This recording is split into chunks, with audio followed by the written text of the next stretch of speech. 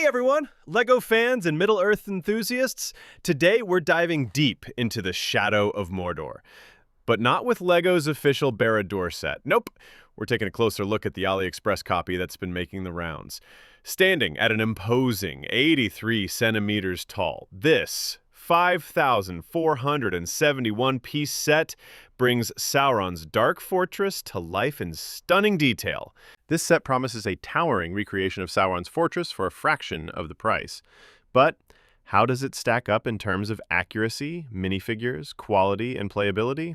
Let's find out. Released in June 2024, the LEGO Barad-dûr is perhaps one of my favorite additions to the latest 18+ Icons series.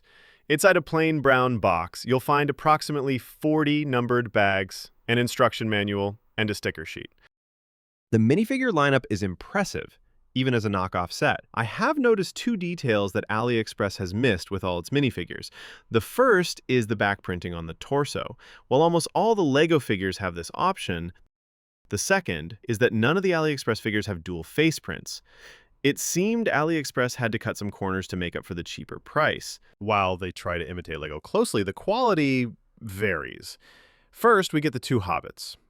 At first glance, it is apparent that the printing is less crisp, especially at the legs. The hairpiece and facial expressions for each minifigure are also completely wrong. Frodo's One Ring is not chrome gold, as in the genuine set, but rather a dull sort of gold color. I did have a spare ring from another set, which I used to replace the crappy fake version. However, on the plus side, Sam does come with his sword and file of Galadriel. Gollum is also included in his new minifigure form. Apart from slight color variations, he remains the same as the original. Now to the dark side of Mordor. First we find all 5 orcs. The 2 green orcs are almost identical, with the notable difference being the printing on their torso, a detail that the AliExpress set was able to copy to a T. Not bad. The other 2 orcs have also captured the details of LEGO well. However, as you can see, the new helmet, designed exclusively for this set, is slightly off and does not sit sufficiently low on the figure's head to show his eyes. One of the arms is also a completely different color, which I think is more of a mistake than a deliberate choice. Another detail the set misses is the extra helmets that Frodo and Sam receive in the genuine set, which they use to mask themselves in the movie as they sneak into the darkness of Mordor. It makes sense that the set didn't come with these 2 new helmets, as a completely new mold would have been needed to pull this off, a cost that the bootleggers were unwilling to invest in. On the plus side, they do come with the same printed shield. The Orc General Gothmog minifigure is slightly inaccurate compared to the original. This is especially noticeable in the sand-colored parts of the figure. While LEGO's version is bright and vibrant, the fake version is rather dull. The printing on the face also looks unclear. Now, to the 2 highlight minifigures of the set. First, we have the mouth of Sauron. As you can see, the helmet is less detailed and the printing is less crisp. But apart from that, it's almost the same. Sauron himself looks menacing, but the printing is a little blurry and the plastic feels off. He's more Dark Prince of Discount than Dark Lord of Mordor. The helmet is less detailed and the cape is made from a slightly different material with a different texture, which easily crinkles if he's seated in his throne for too long. Honestly, if you're into minifigs, you'll probably want to swap these out for real LEGO ones. Now to the build. Building Barad-dûr felt like a journey through the heart of Mordor. The construction primarily uses black bricks, creating a cohesive and imposing structure. Techniques reminiscent of those used in the NASA Artemis program are employed for the spine, ensuring stability and height. While the monochromatic palette may seem repetitive, subtle variations in texture and technique keep the build engaging. The bricks themselves are a decent clone of LEGO in terms of clutch power, but not perfect. Some parts were way too tight and stiff to separate if needed, others were too loose, and occasionally I'd get that weird creaky sound that screams cheap plastic. But at just 1/6 of the price, these are minor issues. Side by side, the quality of the fake bricks is almost identical and is compatible with LEGO. They fit well, and if it weren't for the subtle color difference, it wouldn't be easy even for a seasoned builder to tell the fake and real bricks apart.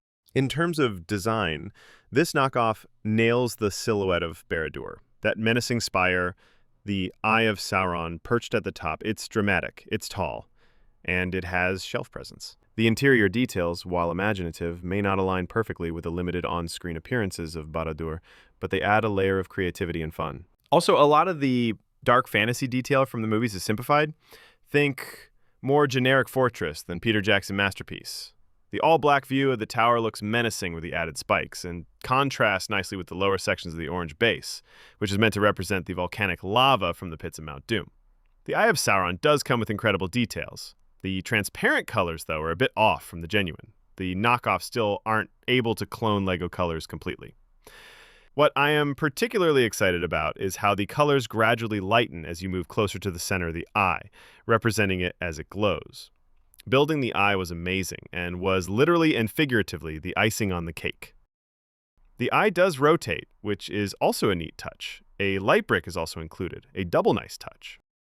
Okay, how about playability? This Barad-dûr set is not just a stunning display piece, it's packed with incredible playability features that'll bring the world of Mordor right into your hands. This towering set is built in multiple levels, each one designed with interactive elements, hidden functions, and rich storytelling potential. Let's break it down. Starting at the base, we've got the intimidating front gate. This section includes a working gate mechanism with chains and gears, perfect for reenacting scenes of orcs entering or heroes sneaking in. Turning this lever counterclockwise activates the front gate, allowing the doors to open. By turning the same lever clockwise, the gates will close, a simple yet excellent function. On the opposite side, it displays the entire interior of the modular rooms, including a throne room, dungeon, forge, dining room, library, and spell room. As there is no detailed information in the books or movies about what the inside of Barad-dûr is actually like, the LEGO designers went to town with their own interpretation of what the inside may look, and I have mixed feelings about it. On the very bottom level, there is what looks like a torture chamber, with our skinny little friend hanging from the ceiling. The chain can be adjusted to lower him closer to the lava, a rather dark feature from LEGO. For the chain, I had to use genuine LEGO, as the one that comes with AliExpress is not pre-assembled and requires you to assemble each chain link. I got lazy and just used a LEGO chain instead. Next to that is what appears to be a forge, complete with an anvil, sander, and a weapons rack, and perfectly scaled for minifigure action. Next to that is a small cave with a fish inside, likely an area for Gollum to chill. On the next level up is one of my favorites. The meal room features many cool details, including a dinner table that seats 3 minifigures, a wine barrel, a stove, a prep table, and an Easter egg related to the movie. The sign suggests that meat is back on the menu, as seen in the orcs fighting in The Lord of the Rings, The Two Towers. Go one more level up to explore the lair of the Dark Lord himself, Sauron's throne room. This sinister chamber isn't just a place to rule Middle-earth from, it's a masterclass in LEGO storytelling. The throne itself is a sight to behold, a jagged, obsidian-like structure built from dark gray and black slope pieces, lined with barbed edges and spiked accents. It exudes power, danger, and dark sorcery. And yes, Sauron's minifigure sits on it perfectly, towering above any who dare approach. Except this is AliExpress. So Sauron himself doesn't quite sit properly, as the legs don't line up in the sitting position, but with a bit of patience and elbow grease, Sauron is seated on his throne once more. There's more than just looks here. The throne room features playable elements like a hidden compartment within the throne. By pulling this lever forward, we split the throne in half and reveal Sauron's Palantir. Behind the Palantir is a map, which Sauron plans to use in conquering Middle-earth. Unlike LEGO, however, the Palantir in the AliExpress set only comes with one print of the white tree of Gondor burning, and not the bag inside like in the original. Now to the library. That's right. Even the Dark Lord needs a place to study ancient texts, forbidden spells, and military maps. Let's look inside this shadowy sanctuary of knowledge. The library is nestled in 2 of the tower's high-level chambers, a secluded stone-walled space packed with intricate details. It's not front and center like the throne room, but it's filled with lore for those who know where to look. This room is lined with custom-built bookcases, stacked high with ancient spellbooks and scrolls, all constructed using clever part usage, from tile-printed books to stacked plates that mimic parchments. Because even evil needs archiving.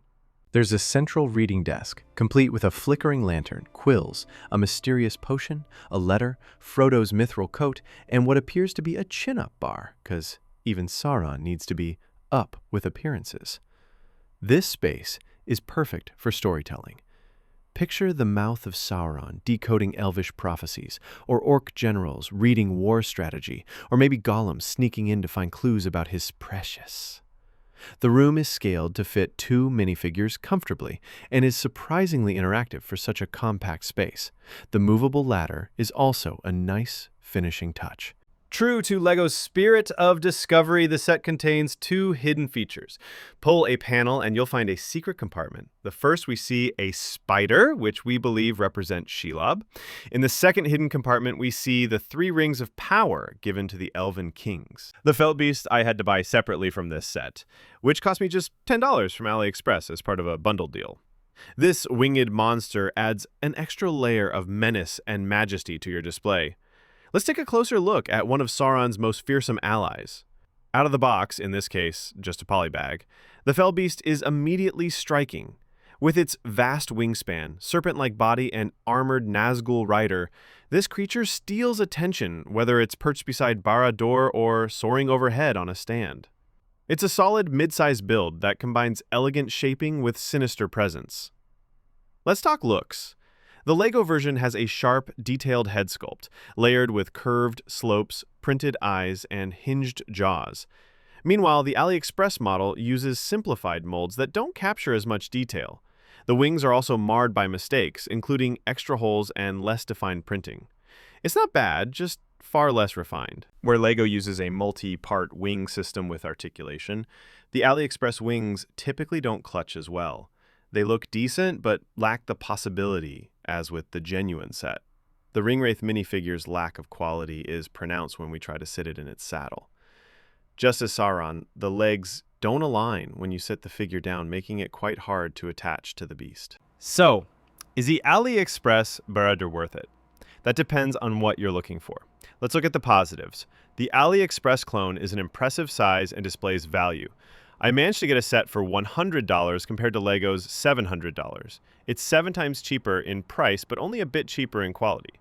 So if you don't mind the ethical issue of buying something not genuine, then this is a must-have set for those looking for a good representation of a genuine LEGO product. The drawbacks of this set are the inconsistent brick quality, slightly mediocre and inaccurate minifigs, and the ethical gray area of not being LEGO approved. So, as I always say, if you're a die-hard LEGO purist, this probably isn't for you. But if you're on a budget and want an epic-looking Barad-dûr on your shelf, this knockoff will deliver and some more. While it may not offer the same intricate building experience as Rivendell, it compensates with its imposing presence and imaginative interiors. Whether you're a Tolkien fan or a LEGO enthusiast, this set is a worthy addition to your collection. Thank you for joining me on this journey through Mordor. Don't forget to like, subscribe, and click the bell icon for more LEGO, alternative brand reviews, and Middle-earth adventures. Until next time, keep building and keep exploring. See you next time!